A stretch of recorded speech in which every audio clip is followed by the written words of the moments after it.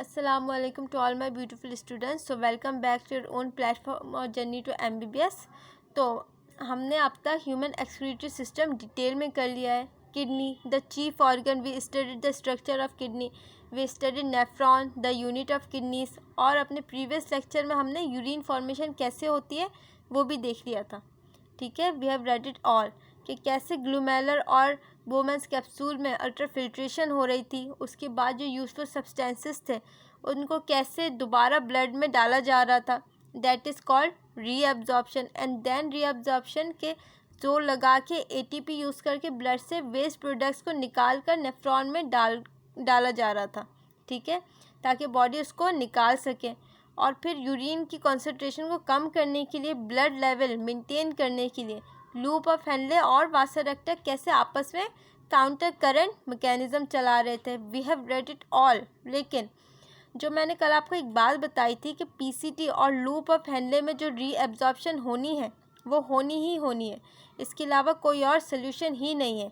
And it's called obligatory reabsorption. While in case of DCT and सीटी, तो जो reabsorption है दैट इज़ फैकल्टेटिव, जो कि सिर्फ ज़रूरत के हिसाब से होगी।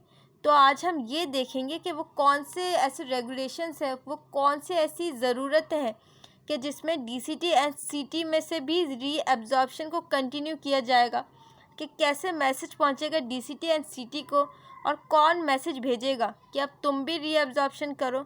Are you getting this? तो आज का जो हमारा मेन टॉपिक है वो है रेगुलेशन ऑफ किडनी।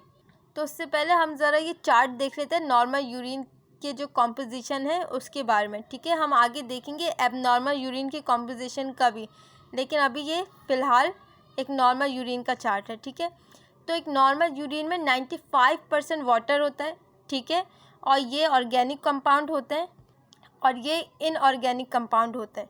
ठीक है, लेकिन इसमें आपको एक चीज़ दिख रही होगी कि इसमें आपको ग्लूकोज कहीं भी नज़र नहीं आ रहा। क्यों? ग्लूकोज यूरिन में होना नॉर्मल बिल्कुल भी नहीं है। अगर यूरिन में ज़रा सा भी ग्लूकोज हुआ तो इसका मतलब कि वो पर्सन डायबिटिक है। ठीक है, तो ग्लूकोज का यूरिन में होना बिल्कुल नॉर्मल नहीं है। तो जो हमारा जो मेन टॉपिक है आज का वो है रेगुलेशन ऑफ किडनी फंक्शन। ठीक है, तो किडनी फंक्शन को रेगुलेट करने के लिए क्या चीज़ होगी? फीडबैक मैकेनिज़्म का इस्तेमाल किया जाएगा। ठीक है, तो हमेशा फीडबैक के लिए हमारी बॉडी में जो मैसेज सेंड किया जाता है वो किसके ज़रिए सेंड किया जाता है? केमिकल्स के थ्रू। और उन केमिकल्स को क्या कहते हैं? हम हार्मोन्स कहते हैं। तो ये 3 हार्मोन्स है जो कि किडनी रेगुलेशन में पार्टिसिपेट करती है। और इन हार्मोन्स को बनाता कौन है? जो एडीएच है सबसे पहले उसको बनाएगा हाइपोथैलेमस। ठीक है, और जो ड्रास है उसको बनाएगा जक्स्टाग्लोमेरुलर एपरेटस। ठीक है, और जो एएनएफ है उसको बनाएगा हार्ट, और पंपिंग ऑर्गन। ठीक है, तो यही मैं आपको बता देती हूँ कि एडीएच क्या करने वाला है। एडीएच वाटर के लॉस को प्रिवेंट करता है। ठीक है, एक्सेसिव जो वाटर लॉस होगा थ्रू यूरिन उसको ये प्रिवेंट करने वाला है।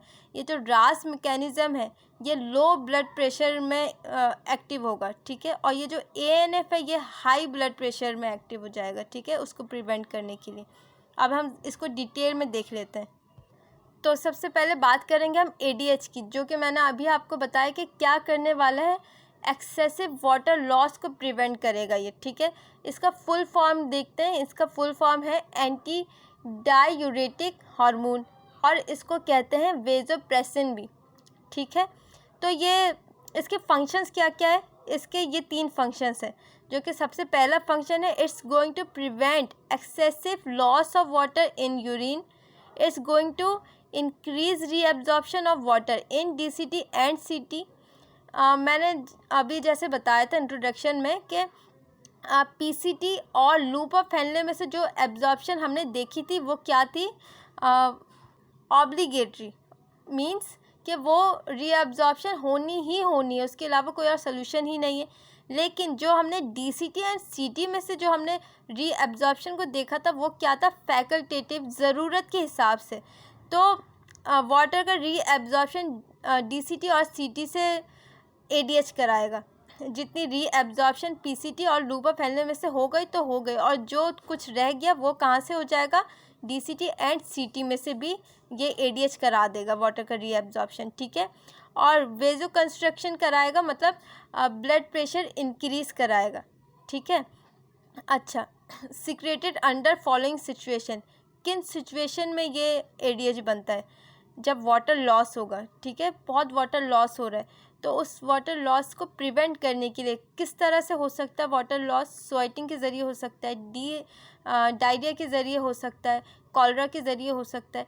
अक्सर ऐसा होता है कि जब पेशेंट को डायरिया या कॉलरा हुआ होता है तो उनकी यूरिनेशन बिल्कुल बंद ही हो चुकी होती है बिकॉज ऑफ एडीएच, क्योंकि एडीएच को ये मैसेज मिलता है कि वैसे ही बॉडी में से वाटर का बहुत लॉस हो चुका है, अब तुम यूरिन के ज़रिए वाटर का लॉस बंद करो, ठीक है। एडीएच को ये मैसेज आता है। अच्छा, एडीएच बनता कहाँ पे? एडीएच बनाता है हमारा हाइपोथैलेमस, ठीक है, लेकिन वो रिलीज़ नहीं करता, ये सिर्फ हाइपोथैलेमस एडीएच को बनाता है, ठीक है। रिलीज़ कौन करता है? रिलीज़ बाय पोस्टीरियर पिट्यूटरी, ठीक है। अच्छा, इसको मैं बाद में बताऊंगी, पहले हम देख लेते हैं कि ये कैसे बनता है, कब बनेगा। अच्छा, हमारे ब्लड के अंदर ऑस्मो रिसेप्शंस होते हैं, ठीक है, ब्लड के अंदर हमारे ऑस्मो रिसेप्शंस होते हैं। वो क्या करते हैं? वो जब हमारे ब्लड के अंदर ऑस्मोलैरिटी इंक्रीज़ कर जाती है, जब सोडियम का लेवल इंक्रीज़ कर जाता है और वाटर का लेवल डिक्रीज़ कर जाता है, तो वो क्या करते हैं? ये ऑस्मो रिसेप्टर जो है वो क्या करता है? मैसेज सेंड करते हैं। जब ऑस्मोलैरिटी बढ़ जाएगी, ठीक है, सोडियम का लेवल बढ़ जाएगा, तो वो उसको क्या कहते हैं? उस कंडीशन को हम कहेंगे हाइपरटोनिक, ठीक है, हाइपरटोनिक कंडीशन को कहते हैं उसको। तो blood is going to hypertonic when sodium level is increase, ठीक है। तो ये क्या करेंगे? ब्लड से सिग्नल पहुंच जाएगा हमारे हाइपोथैलेमस के पास, ठीक है। Blood is going to send signal to hypothalamus, hypothalamus के पास सिग्नल पहुंच जाएगा कि ऑस्मोलैरिटी बढ़ चुकी है, सोडियम का लेवल बढ़ चुका है और वाटर का जो लेवल है वो डिक्रीज़ कर रहा है। हाइपोथैलेमस को मैसेज आएगा थ्रू हार्मोन्स, ठीक है। जैसे हाइपोथैलेमस को मैसेज आया, हाइपोथैलेमस ने क्या किया? एडीएच बना दिया, ठीक है, एडीएच बना दिया हाइपोथैलेमस ने। अब पोस्टीरियर पिट्यूटरी क्या करेगी? उस एडीएच को रिलीज़ कर देगी। अब जैसे पोस्टीरियर पिट्यूटरी ने उस एडीएच को रिलीज़ कर दिया, अब उस एडीएच का इफ़ेक्ट पड़ेगा हमारे डीसीटी और सीटी में। क्या इफ़ेक्ट पड़ेगा? वाटर का रीएब्जॉर्प्शन हो जाएगा, इंक्रीज़ हो जाएगा वाटर का रीएब्जॉर्प्शन। कहाँ से? डीसीटी और सीटी में से। पीसीटी और लूप ऑफ फैनले में से वाटर का एब्जॉर्प्शन तो हो ही रहा है, जो थोड़ी बहुत रह जाएगी वो कहाँ से करा देगा? ये एडीएच हमारे डीसीटी और सीटी में से। तो इसका रिज़ल्ट क्या होगा? इसका रिज़ल्ट होगा less urination formation, less urine formation. क्या होगा इसका रिज़ल्ट? लेस यूरिनेशन होगी, ठीक है। अच्छा, ये सिचुएशन होती कब है? इन समर्स में ये सिचुएशन होती है, ठीक है। अब हम दूसरी तरफ की बात कर लेते हैं। इन विंटर्स में क्या होगा? विंटर्स में वाटर लेवल मेंटेन रहता है, क्यों? ना स्वेटिंग होती है, ना वो डिहाइड्रेशन होती है, ठीक है। तो विंटर में वाटर लेवल जब मेंटेन रहेगा तो ब्लड से मैसेज भी नहीं जाएगा, ठीक है। ब्लड से जब हाइपोथैलेमस को मैसेज ही नहीं जाएगा तो हाइपोथैलेमस एडीएच प्रोड्यूस नहीं करेगा विंटर्स में, तो नो एडीएच। तो वाटर का लॉस होगा यूरिन के ज़रिए से, वाटर लॉस इन यूरिन। तो सर्दियों में क्या होती है? आपने देखा होगा सर्दियों में ज़्यादा यूरिनेशन हो रही होती है, तो ये क्वेश्चन भी आ जाता है पेपर में कि विंटर्स में यूरिनेशन ज़्यादा क्यों होती है, तो आपको ये पूरा डिफाइन करना होगा वहाँ पे, ठीक है। तो क्यों होती है? क्योंकि विंटर में वाटर लेवल मेंटेन रहता है बिल्कुल बॉडी में, तो कोई मैसेज नहीं पहुंच रहा हाइपोथैलेमस के पास, ठीक है। तो हाइपोथैलेमस के पास मैसेज ही नहीं आएगा कोई, तो वो एडीएच भी प्रोड्यूस नहीं करेगी। एडीएच प्रोड्यूस नहीं होगी तो क्या होगा? वाटर का लॉस होगा यूरिनेशन के ज़रिए, इस वजह से ज़्यादा यूरिनेशन होती है। अब ये कुछ चीज़ें हैं जो कि डाईयूरेटिक चीज़ें होती हैं, ठीक है, जैसे कि अल्कोहल, टी और कॉफ़ी और कुछ ऐसे ड्रग्स भी होते हैं, ठीक है, जो क्या कराते हैं? डाईयूरेटिक होते हैं, जो क्या कराते हैं? एक्सेसिव यूरिनेशन कराते हैं by suppressing ADH. Suppressing means ADH को ये स्टॉप कर देते हैं। कुछ ऐसे ड्रग्स वगैरह भी होते हैं जिस पे एडीएच काम नहीं कर पा रहा होता, ठीक है। अब हम बात करेंगे अपने दूसरे हार्मोन रास की, ठीक है, ह्रास मैकेनिज्म की। इसका फुल फॉर्म क्या है? रेनिन, ठीक है, रेनिन एंजियोटेंसिन एल्डोस्टेरोन सिस्टम, ठीक है। अब इस रेनिन को आपने याद रखना है, ये सिंगल एन वाला रेनिन है, डबल एन वाला रेनिन नहीं है। एक डबल एन वाला भी रेनिन होता है जो कि एंजाइम होता है, जो बच्चों के अंदर पाया जाता है, जो कि वो मिल्क को डाइजेस्ट करने के लिए होता है, ठीक है। तो ये सिंगल एन वाला रेनिन है, स्पेलिंग को आपने भूलना नहीं है बिल्कुल भी, ठीक है। अच्छा, ये रेनिन कौन बनाने वाला है? किडनी हमारी। ये एंजियोटेंसिन कौन बनाएगा? लिवर। और ये एल्डोस्टेरोन कौन बनाएगा? एड्रेनल कॉर्टेक्स, जो किडनी के ऊपर इस तरह के कुछ होते हैं ना, तिकोन, वो। इन पे हम आगे बात करेंगे डिटेल में, ठीक है। तो हम पहले इसको समझ लेते हैं। तो ये जो राज मैकेनिज़्म होते हैं, ये कब काम करते हैं? ये stimulated by low blood pressure, जब सोडियम का लेवल फॉल करेगा, ठीक है, जब सोडियम का लेवल फॉल करेगा या फिर GFR फॉल करेगा, उस टाइम पर रोल क्या होता है इनका? टू इंक्रीज़ ब्लड प्रेशर, ठीक है, ब्लड प्रेशर को इंक्रीज़ करना, सोडियम लेवल को इंक्रीज़ करना ब्लड में, और इंक्रीज़ ब्लड वॉल्यूम, ये इनका रोल है।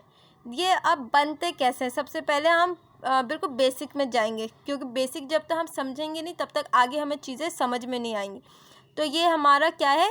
बोमेंस कैप्सूल है, ये हमारा वो एफरेंट आर्टीरियोल, ठीक है, ये हमारी नैरो एफरेंट आर्टीरियोल, ये ग्लोमेरुलर, ठीक है। अब ये जो हमारा जो एफरेंट आर्टीरियोल है, इसमें ये कुछ स्मूथ सेल्स पाए जाते हैं, ठीक है, इसमें ये कुछ स्मूथ सेल्स होते हैं जिनको हम क्या कहते हैं? जक्स्टा ग्लोमेरुलर सेल, ठीक है, इसको हम क्या कहते हैं? Juxtaglomerular cell. ये क्या होते हैं? स्मूथ मसल से बने होते हैं, स्मूथ सेल्स होते हैं एफरेंट आर्टीरियोल में, ठीक है। अच्छा, अब अगर हम DCT को अगर देखें तो वो किस तरह होती है? हाईली कॉन्वोल्यूटेड होती है। तो ये समझ लें कि DCT ये बोमेंस कैप्सूल के पीछे से ऐसे घूम के जो सामने की तरफ आ रही है, ये पार्ट DCT का ट्रांसफर जो सेक्शन है वो यहाँ से नज़र आ रहा है, ठीक है। तो इस हिस्से को क्या कहते हैं हम? Transfer section of DCT। अच्छा, अब इसके अंदर कुछ सेल्स स्पेशल हैं जो कि आपको याद रखना है उनके नाम, ठीक है। जो यहाँ पे जो सेल्स पाए जाते हैं वो क्या होते हैं? सिंपल कॉलमनर एपिथेलियम सेल होते हैं यहाँ पे जो पाए जाते हैं, ठीक है। और यहाँ पे जो पाए जाते हैं वो कौन से सेल्स होते हैं? वो क्यूबॉइडल सेल्स होते हैं। क्यूबॉइडल सेल्स कहाँ होते हैं? जो साइड इस DCT की जो साइड ग्लोमेरुलर के साइड में होगी, ग्लोमेरुलस की तरफ जो होगी, तो उस तरफ जो सेल्स पाए जाएंगे वो कौन से होंगे? क्यूबॉइडल सेल्स होंगे, ठीक है। और उनको क्या कहा जाता है? उनको मैक्यूलर डेंसा सेल्स कहा जाता है। वो क्या करते हैं? उनका इन सेल्स का बहुत ही ख़ास रोल है। ये सेल्स करते हैं क्या है? डिटेक्ट करते हैं ये सोडियम लेवल को, ब्लड के अंदर ये सोडियम लेवल को डिटेक्ट करते हैं कि ये मेंटेन है या नहीं है। और यहाँ पे इन दोनों के बीच में यहाँ पे कुछ ख़ास तरह के सेल्स होते हैं जिनको क्या कहते हैं? लासिस सेल्स कहते हैं, जिनका अब तक जो काम है वो अननोन है, अब तक पता नहीं चला है कि हमें कि ये क्या काम करते हैं, ठीक है। तो ये 3 सेल्स हैं, ये 3 सेल्स इनको आपने याद रखना है, ठीक है। नंबर 1 है लासिस सेल्स, उसके बाद मैक्यूलर डेंसा सेल्स, उसके बाद है जक्स्टा ग्लोमेरुलर सेल्स। अच्छा, अब ये जक्स्टा ग्लोमेरुलर सेल्स जो हैं वो क्या करते हैं? ये सिक्रीट करते हैं रेनिन को, ठीक है। तो जैसे कि मैंने बताया कि ये जो क्यूबॉइडल सेल्स होते हैं ये डिटेक्ट करते हैं सोडियम लेवल को ब्लड के अंदर। तो जैसे इनको पता चलता है कि सोडियम लेवल फॉल कर रहा है, तो ये फ़ौरन से मैसेज भेज देते हैं किसको? जक्स्टा ग्लोमेरुलर सेल्स को। ये क्या करते हैं? ये सिक्रीट करते हैं रेनिन, जैसे ही सोडियम लेवल डिक्रीज़ करता है। अच्छा, अब उसके बाद क्या होना है? अब किडनी के अंदर सारी प्रोसेसिंग स्टार्ट हो गई। जब ब्लड प्रेशर डिक्रीज़ हो रहा है, ठीक है, जब ब्लड प्रेशर डिक्रीज़ हो रहा है, सोडियम लेवल डिक्रीज़ हो रहा है, ठीक है, तो उस कंडीशन को क्या कहेंगे? उस कंडीशन को कहेंगे हाइपोटेंशन, ठीक है। तो जैसे हाइपोटेंशन हुई और उस कंडीशन को डिटेक्ट किया मैक्यूलर डेंसा ने उस कंडीशन को डिटेक्ट करके मैसेज सेंड कर दिया, उसके बाद स्टिमुलेट हो गया जक्स्टाग्लूमेरुलर एपरेटस तो रिलीज रेनन। तो उसके बाद क्या किया इसने, रेनन को रिलीज़ कर दिया किडनी ने। तो जैसे रेनन को रिलीज़ किया, रेनन कहाँ चला जाएगा, हमारे ब्लड में। ठीक है, अब ब्लड में हमारे एक प्रोटीन पहले से ही मौजूद होता है हमारे ब्लड के अंदर, जो क्या होता है, एंजियोटेंसिनोजेन इसका नाम है। ये प्रोटीन हमारे ब्लड में पहले से ही मौजूद है, लेकिन इनएक्टिव फॉर्म में। जब भी किसी नाम के आखिर में जैन आ जाए या पहले प्रो आ जाए, तो उसका मतलब क्या है कि वो इनएक्टिव फॉर्म में मौजूद है। और ये किसने बनाया था, ये बनाया था हमारे लिवर ने। ठीक है, तो ये कहाँ मौजूद है, हमारे ब्लड के अंदर पहले से ही मौजूद है। एंजियो का मतलब क्या है, वेसल। ठीक है, टेंसिनोजेन इसका मतलब क्या है, प्रेशर। ठीक है, और ये क्या है, इनएक्टिव फॉर्म में हमारे ब्लड के अंदर पहले से ही मौजूद है। ठीक, अब रेनन जब आ गया तो रेनन क्या बना देगा, इसको एंजियोटेंसिन 1 बना देगा। ठीक है, अब एंजियोटेंसिन 1 क्या होता है, लेस पोटेंट होते हैं ये।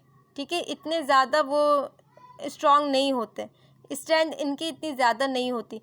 अब जैसे कि आपको पता है ब्लड हर ऑर्गन से गुजरता हुआ जाता है। ठीक है, तो जैसे ही ब्लड लंग्स में पहुंचेगा ऑक्सीजनेटेड होने के लिए, तो हमारे लंग्स ने पहले से ही बनाया हुआ है एक एंजाइम जिसको कहते हैं एंजियोटेंसिन। ठीक है, तो वो एंजियोटेंसिन इस एंजियोटेंसिन 1 को कन्वर्ट कर देगा किस में, एंजियोटेंसिन 2 में। ठीक है, हमारे लंग्स ने पहले से ही क्या बना के रखा हुआ है, एंजियोटेंसिन। जो एंजियोटेंसिन 1 को क्या बना देगा, एंजियोटेंसिन 2 बना देगा। ठीक है, जो कि एक एंजाइम है। अब एंजियोटेंसिन 2 जो है वो पहले से ज़्यादा स्ट्रॉन्गर है। ठीक है, much stronger than angiotensin 1, stronger है और इसकी स्ट्रेंथ ज़्यादा है, मोर पोटेंट है ये। ठीक है, अब ये जो एंजियोटेंसिन 2 है ये क्या किस किस पे इफ़ेक्ट करेगा, ये 3 चीज़ों पे इफ़ेक्ट करेगा। जो सबसे पहले है ब्लड वेसल्स पे ये इफ़ेक्ट करेगा। ठीक है, जो इसके इफ़ेक्ट करने से क्या होगा, वेजो कंस्ट्रिक्शन हो जाएगी। तो वेजो कंस्ट्रिक्शन मतलब एरिया डिक्रीज़ हो रहा है एरिया। ठीक है, वेजो कंस्ट्रक्शन हो रही है, हम उसको वेजो कंस्ट्रक्ट कर रहे हैं हम उसको। ठीक है, तो जैसे ही एरिया डिक्रीज़ हो जाएगा तो प्रेशर विल बी इंक्रीज, तो ब्लड प्रेशर इंक्रीज़ हो जाएगा। तो इस तरह से जो लो ब्लड प्रेशर था उसको नॉर्मल किया जाता है। या फिर दूसरा इफेक्ट पड़ेगा इसका एड्रेनल कॉर्टेक्स पे। एड्रेनल कॉर्टेक्स जो किडनी के ऊपर यूँ मौजूद होता है, जिसके बाहर वाले रीजन को क्या कहते हैं हम, कॉर्टेक्स, अंदर वाले को मेडुला। ये जो कॉर्टेक्स है ये बहुत इंपॉर्टेंट है, ये बहुत सारे केमिकल्स वगैरह सीक्रेट करता रहता है। ठीक है, तो ये जो एड्रेनल कॉर्टेक्स है इस पे इफेक्ट पड़ेगा इसका। तो उसके अंदर होता है एल्डोस्टेरोन। ठीक, जो क्या करेगा, वो इंक्रीज़ करता है सोडियम के रीएब्जॉर्प्शन को फ्रॉम डीसीटी एंड सीटी। ठीक है, और वो क्या करेगा, वाटर की रीएब्जॉर्प्शन को बढ़ा देगा, ब्लड वॉल्यूम ये बढ़ा देगा। ठीक है, तो उससे क्या होगा, ब्लड प्रेशर इंक्रीज़ हो जाएगा। ठीक है, और इसका तीसरा इफ़ेक्ट पड़ता है पोस्टीरियर पिट्यूटरी में। तो पोस्टीरियर पिट्यूटरी क्या करता है, रिलीज़ करेगा एडीएच को, वाटर का रीएब्जॉर्प्शन होगा उससे, और उससे ब्लड प्रेशर क्या होगा, इंक्रीज़ कर जाएगा। ठीक है, तो ये इसका इफ़ेक्ट पड़ेगा इन 3 चीज़ों पे। और ये सब मिलके क्या कर रहे हैं, हमारे ब्लड प्रेशर को नॉर्मल करने की कोशिश कर रहे हैं, लो ब्लड प्रेशर को नॉर्मल करने की कोशिश करते हैं। तो इस वजह से अक्सर कहा भी जाता है लो ब्लड प्रेशर वालों को कि नमक का इस्तेमाल करें, नमक खाएं या बहुत कुछ मीठी चीज़ें खाएं। ठीक है, तो जो लो ब्लड प्रेशर वाले हैं उनको नमक खाने को इसलिए कहा जाता है क्योंकि नमक से क्या होगा, सोडियम का लेवल इंक्रीज़ कर जाएगा हमारे ब्लड में।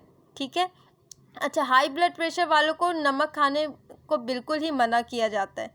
ठीक है, अच्छा, अब बिल्कुल जो थर्ड हमारा हार्मोन था वो था ANF, जो कि क्या है, बिल्कुल अपोजिट है रास मैकेनिज़्म के। ठीक है, एंटागोनिस्टिक टू रास, ये बिल्कुल अपोजिट काम करेगा उसके। ये क्या करेगा, जब ब्लड प्रेशर इंक्रीज़ कर जाएगा, हाइपरटेंशन जब होगी, ये उस टाइम में बनने वाला है। अच्छा, इसकी फुल फॉर्म क्या है, एट्रियल नाट्रियूरेटिक फैक्टर। ये कहाँ बनेगा, एट्रियम में, हमारे जो हार्ट के जो ऊपर वाले जो चैम्बर्स हैं, ठीक है, वहाँ से ये सीक्रेट होगा, सीक्रेटेड बाय एट्रियल वॉल्स, ठीक है। अच्छा, तो जब भी ब्लड में ब्लड प्रेशर का जो लेवल है वो इंक्रीज़ कर जाएगा, तो क्या हो जाएगी उस टाइम पे, जो हमारा हार्ट है, हार्ट की जो चैम्बर्स है एट्रियल, तो उसकी मसल रिलीज़ करेगी ANF, ठीक है। तो ये क्या करेंगे, ये रास मैकेनिज़्म को सप्रेस कर देंगे। अच्छा, जैसे ही इन्होंने रास मैकेनिज़्म को सप्रेस कर दिया तो उसके बाद क्या होगा, जो सोडियम है और जो वाटर है उसका लॉस होगा यूरिन के ज़रिए। जब उसका लॉस होगा यूरिन के ज़रिए तो फिर एक्सेसिव यूरिनेशन होगी और इससे क्या हो जाएगा, डायूरेसिस होगा, और फिर क्या होगा, उससे ब्लड प्रेशर फॉल कर जाएगा, ठीक है। उम्मीद है आपको ये लेक्चर समझ में आ गया होगा। अगर आपको ये लेक्चर समझ में आ गया है तो इसको लाइक करें और अपने दोस्तों के साथ इसको शेयर करें। Thank you.